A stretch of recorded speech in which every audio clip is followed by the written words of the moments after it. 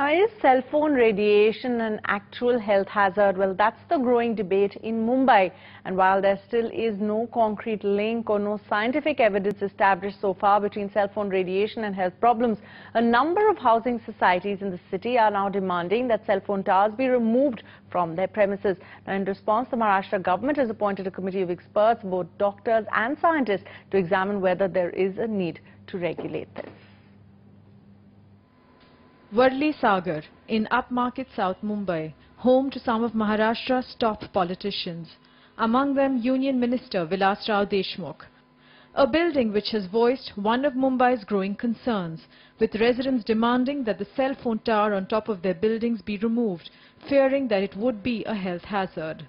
So far, there is no proven link between electromagnetic radiation or EMR from cell phone towers to health problems. But there is growing concern about its potential to cause health hazards. Even experts are saying their radiation levels need to be monitored. What I would like to see it happen is not an anxiety by the residents, but an insistence that the operators or the cell phone or the towers, they provide a certification that the EMR or the electromagnetic radiation is within permissible limits on a periodic basis. Mumbai has the highest density of cell phone towers in India, many of them erected on towers on top of residential buildings, schools and hospitals. In the West, as a precautionary measure, towers are built at a height of 30 meters above the building. In India, it's just 2 to 3 meters. Radiation levels around cell phone towers in many countries are closely monitored by independent bodies. Not so in India. Dr. Girish Kumar has been studying the impact of EMR for the last 15 years. Each antenna is transmitting with a gain of approximately 50. So we are looking at 4 to 5 kilowatt of power being transmitted from these antennas.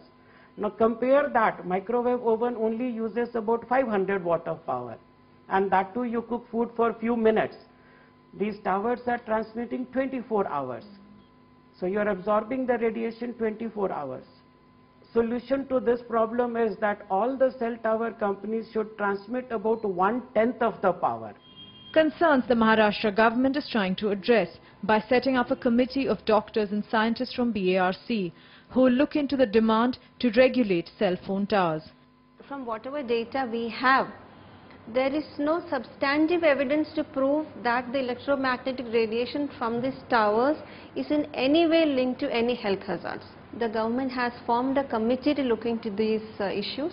The committee would have members from the Department of Health, Department of Environment and Urban Development.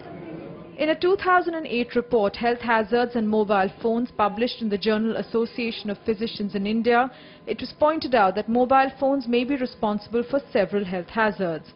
Tissue damage due to exposure to high radio frequency levels, high daily usage could trigger brain tumors, fatigue, nausea and digestive disturbances, and EMR could affect functioning of pacemakers. In a statement to NDTV, the Cellular Operators Association of India said there is no convincing scientific evidence that radio frequency signals from wireless networks cause adverse health effects. Not an argument many are buying. Radiation of any kind is bad, whether it is due to X-ray or due to ultraviolet.